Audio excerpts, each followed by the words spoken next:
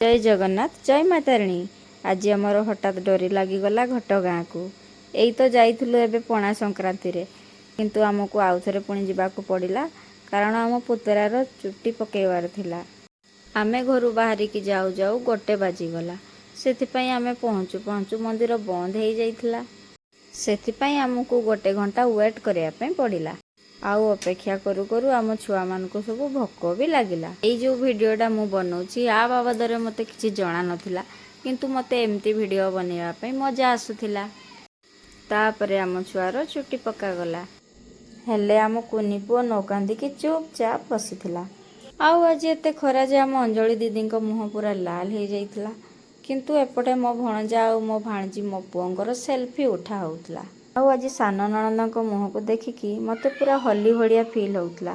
आउ तांको देखिकी यांकर पूरा 32 देखा जाउथिला। आउ एतिकी रे मो मिनी ब्लॉग सरीगला।